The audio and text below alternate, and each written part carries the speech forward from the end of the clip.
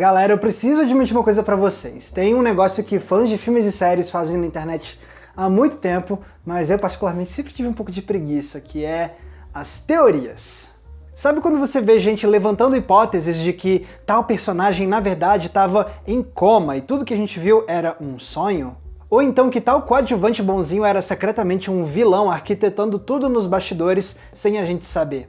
Ou até mesmo quando a gente está acompanhando uma série nova, cheia de mistérios, e aí surgem teorias na internet sobre o que vai ser revelado nos próximos capítulos. Pois é, as teorias são parte central da relação de muitos fãs com as suas séries e com seus filmes favoritos, mas eu nunca dei lá tanta bola para isso, porque muitas vezes as teorias ou me pareciam forçadas ou simplesmente não me empolgavam mesmo. Mas isso começou a mudar algumas semanas atrás por conta de algumas experiências que eu tive recentemente. E elas me fizeram, pela primeira vez em anos, ficar empolgado com algumas teorias que eu tava vendo. E quando eu percebi isso, eu fiquei tão espantado que eu comecei a reavaliar a minha relação com as teorias feitas pelos fãs. E eu já vou explicar o porquê disso, mas antes eu já peço para vocês deixarem o seu like e se inscreverem aqui no Entre Planos para não perder nenhum dos nossos vídeos. E também te lembro que você está perdendo conteúdos exclusivos incríveis que eu preparo para nossa comunidade de apoiadores do Entre Planos. Por exemplo, o nosso Cineclube Entre Planos, para a gente debater um filme por mês juntos via videoconferência. E fora isso, tem outras coisas muito boas, como recomendações de filmes e séries toda semana no inbox do seu e-mail, tem grupo fechado, tem lives exclusivas. Então se você quer acesso a esses conteúdos especiais, é só você entrar na nossa comunidade de apoiadores usando o link que está aqui embaixo na descrição. Tá, mas agora voltando para o assunto principal de hoje. Por que depois de tantos anos tendo preguiça das teorias, agora eu tô começando a mudar de ideia? A resposta para isso me ensinou muito sobre os diferentes tipos de teorias e sobre como a gente se relaciona com as nossas obras de arte favoritas. Então vamos lá olhar isso mais de perto. Antes de mais nada, vale a pena a gente falar sobre os diferentes tipos de teorias criadas pelos fãs. Eu gosto de classificá-las em duas categorias diferentes: as teorias de interpretação e as teorias de especulação.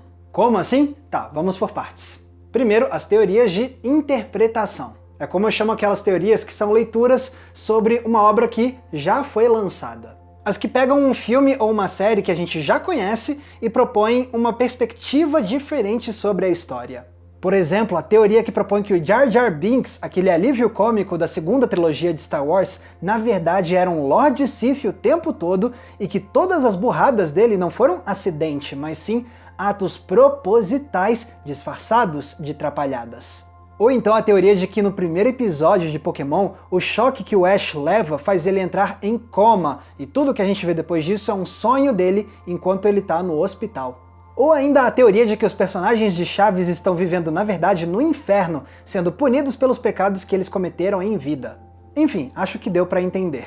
E teorias de interpretação são algumas das mais populares entre os fãs na internet. Quantas vezes você não viu textos, listas, vídeos, episódios de podcasts só para debater esse tipo de teoria? O fato desses conteúdos geralmente terem um bom engajamento mostra como as teorias de interpretação realmente captam a atenção de muita gente do público. Mas eu nunca fui muito uma dessas pessoas tão interessadas assim. Tá, eu não vou negar que eu também já me diverti com algumas dessas teorias. Como aquela que diz que todos os filmes do Tarantino são conectados e acontecem na mesma realidade. Ou a teoria de que mais de 400 séries de TV da vida real se passam dentro da mente de um garoto chamado Tommy Westphal, personagem da série Saint Elsewhere. Às vezes, teorias assim podem ajudar a expandir o nosso repertório e mostrar conexões que a gente nunca teria imaginado. Mas essas pareciam ser para mim a exceção à regra, porque na maior parte das vezes o que eu via na internet eram teorias que eu não conseguia levar a sério de jeito nenhum. Algumas delas me pareciam viajadas demais, tipo aquela que defende que o Jack de Titanic seria, na verdade, um viajante do futuro que voltou no tempo para garantir que o Titanic bateria no iceberg e assim a história se manteria no percurso correto. Sim, essa teoria existe mesmo, mas ela me dá preguiça porque ela nem parece tentar se conectar de fato com a proposta original do filme para começo de conversa. Ela pega um melodrama de época e tenta transformar numa aventura de ficção científica e viagem no tempo. Parece uma tentativa de forçar a obra a se encaixar na visão específica de quem fez a teoria, ao invés de se entregar à experiência que o filme está propondo de verdade. E esse tipo de coisa sempre me irritava um pouquinho, eu vou confessar. Já outras teorias me pareciam ser simplesmente preguiçosas. Especialmente aquelas que teorizavam que, na verdade, tudo que a gente viu era ou um sonho, ou um coma, ou um pedaço da imaginação de um personagem. Além da já citada teoria de Pokémon, tem hipóteses assim sobre Grease, sobre Rugrats, sobre Procurando Nemo, sobre That 70's Show, sobre Curtindo a Vida Adoidado e muito mais. E isso sempre me cansou porque parecia que os autores dessas teorias estavam só tentando explodir as nossas cabeças com uma leitura super impressionante, sendo que eles estavam na verdade usando a abordagem mais preguiçosa possível. Porque o jeito mais fácil de você justificar uma interpretação forçada é dizer que foi tudo um sonho. Afinal, sonhos não precisam fazer sentido racional, então você pode usar essa cartada e justificar qualquer teoria maluca, ao invés de propor algo que seja minimamente coeso e que realmente leve em consideração o que está lá na obra.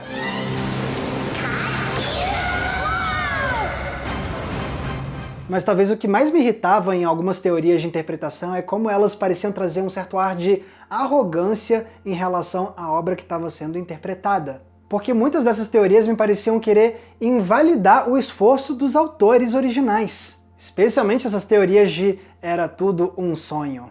Porque os artistas passaram horas inventando algo de forma cuidadosa, criando uma realidade fílmica onde a gente pudesse ficar imerso, elaborando arcos dramáticos para refletir temáticas específicas. Tudo isso para depois chegar alguém na internet e descartar todo esse trabalho, dizendo que na verdade era tudo um sonho. Sem contar como muitas dessas teorias nasceram da obsessão que alguns fãs têm com supostos furos de roteiro.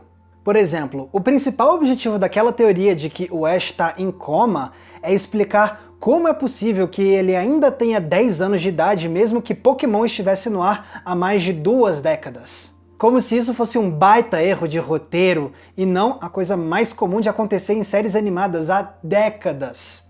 Ou então aquela teoria do Jack de Titanic ser um viajante do futuro. Ela nasceu, em parte, para explicar como é possível que o personagem mencione coisas que ainda não existiam em 1912, o que seria, supostamente, um grave furo de roteiro. E isso me deixa frustrado porque essa obsessão com furos de roteiro, para mim, é uma enorme de uma besteira. É se fixar demais em algo que é praticamente insignificante no grande contexto da obra e ignorar o que mais importa, que são as emoções que a obra de arte desperta na gente. Aí a pessoa ainda tenta consertar a obra criando uma teoria completamente sem pé nem cabeça. Putz, isso me parecia o cúmulo da arrogância.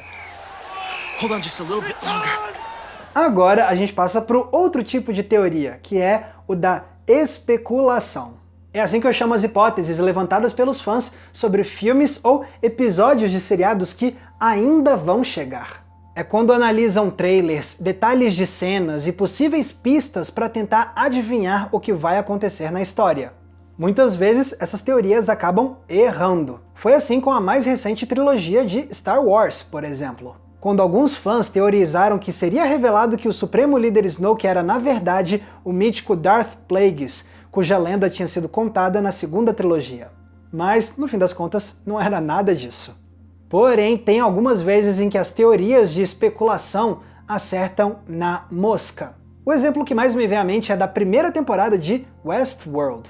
Calma, eu não vou dar spoilers. Dá pra eu explicar o caso sem entregar nenhuma surpresa. Acontece que Westworld soltava um capítulo por semana. E isso deu espaço e tempo para que fãs criassem uma teoria muito específica sobre um dos personagens mais misteriosos da série, o Homem de Preto, interpretado pelo Ed Harris. E aí, no final da temporada, quem diria, essa teoria foi totalmente confirmada. Só que eu também não dava muita bola para esse tipo de teoria de especulação. Especialmente porque eu sentia que elas podiam acabar criando uma armadilha, porque eu achava que seria das duas uma. Ou a teoria seria confirmada, e aí eu sentiria que roubaram de mim o elemento surpresa, ou a teoria não seria confirmada e eu ficaria decepcionado por ter aumentado as minhas expectativas. E quer prova de que isso da expectativa alta pode acabar virando um problema? Basta olhar para como muitos fãs da Marvel lidaram com os filmes da fase 4. Em especial com Doutor Estranho no Multiverso da Loucura.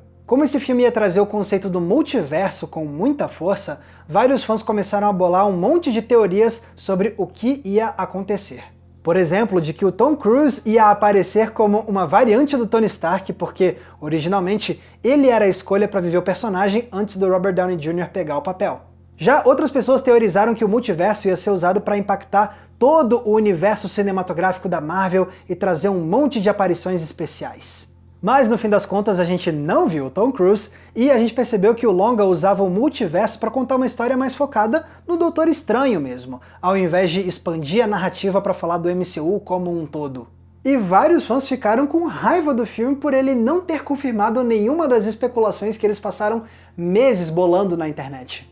A obsessão com as teorias ficou tão desenfreada que ela fez uma galera julgar o filme não pelo que ele é, mas sim pelo que elas estavam convencidas de que o filme seria. E essa história toda só me deixou com ainda mais preguiça dessas teorias de especulação. Pô, se for pra ficar tão fixado a ponto de depois isso arruinar a sua experiência, qual é o propósito de ligar tanto pra essas hipóteses? Será que não é melhor só se deixar ser surpreendido pela obra e pronto? Já deu pra ver então que eu tinha um monte de críticas às teorias feitas pelos fãs. Mas isso começou a mudar por conta de 2 episódios que eu vivi recentemente. O primeiro foi com o novo anime da franquia mais famosa de robôs gigantes, Mobile Suit Gundam The Witch from Mercury. Mesmo não sendo muito versado em Gundam, eu pilhei de ver essa série porque a premissa de garotas numa escola para pilotos de robôs gigantes me prendeu bastante. Só que quando chegou o final da primeira temporada, eu tava me sentindo decepcionado. Especialmente porque eu achava que o programa não sabia qual tom dramático adotar, se perdendo entre a diversão leve e o drama pesado sobre os horrores da guerra. Era tanto que eu tava considerando abandonar essa série.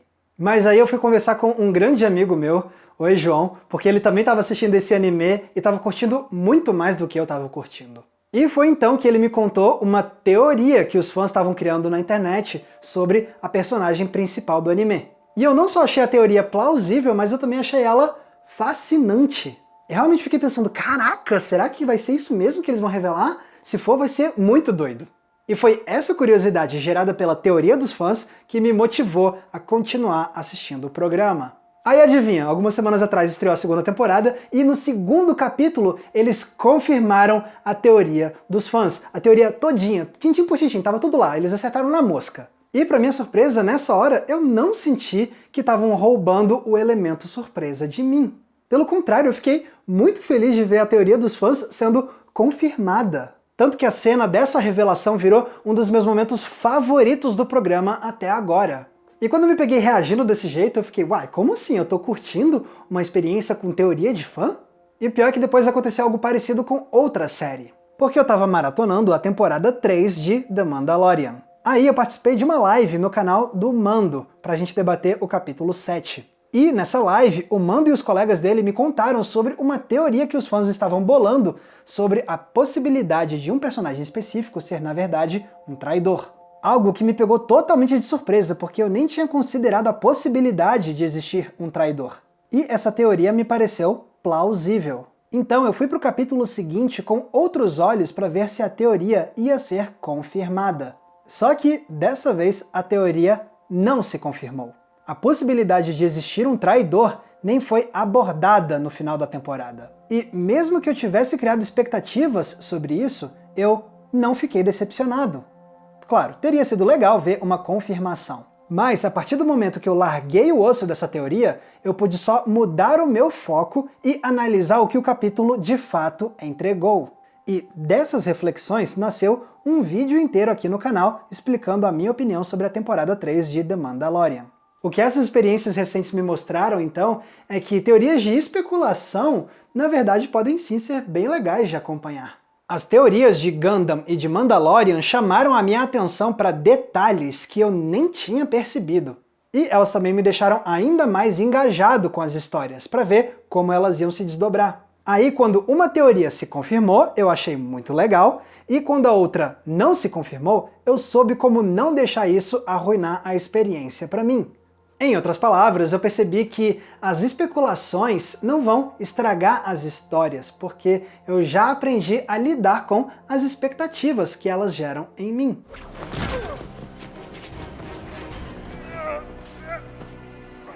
Agora, se eu aprendi a enxergar o valor das teorias de especulação, será que eu conseguiria fazer o mesmo com as teorias de interpretação? Eu me desafiei a fazer isso e, olha só, quem diria, agora eu também enxergo elas com outros olhos. O primeiro passo foi tentar conhecer mais teorias das quais eu nunca tinha ouvido falar. Por exemplo, eu vi um vídeo do Léo Wan sobre uma teoria de Toy Story. Ela dizia que a mãe do Andy, na infância, tinha sido fã da boneca Jessie. Então ela quis passar pro Andy a tradição de brincar com vaqueiros, dando pro filho um chapéu igual ao da Jessie e, é claro, dando o Woody. Essa foi uma teoria que me pareceu mais legal, porque ela não estava tentando forçar Toy Story a ser um tipo de história que o filme nunca tentou ser.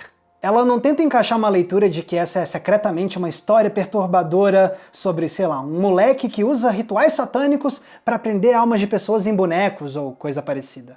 Pelo contrário, a teoria olhou para o que Toy Story quis fazer como obra de arte e tentou complementar a experiência, reforçando os temas da franquia sobre o encanto infantil com brinquedos e sobre os laços de amizade. E quanto mais eu caçava, mais eu via outras teorias que se propunham a fazer esse tipo de diálogo com as obras interpretadas, ao invés de só tentar virá-las ao avesso com uns raciocínios mirabolantes. Quer dizer então que aquelas teorias com interpretações mais forçadas continuam sendo indefensáveis? Pior que não. Agora, até mesmo essas teorias mais mirabolantes eu também enxergo com outros olhos. Porque eu percebi que eu estava sempre julgando essas teorias pela perspectiva de um crítico de cinema. O meu trabalho é analisar filmes e séries de forma criteriosa e metódica. Por isso, quando eu via essas teorias viajadas, eu não conseguia levar a sério, porque elas não estão preocupadas com esse tipo de rigor. Mas é essa justamente a questão. Essas teorias mais mirabolantes não são feitas para serem levadas a sério. Elas são feitas para os fãs se divertirem, para que a gente possa brincar com as histórias, misturar gêneros, buscar conexões inusitadas.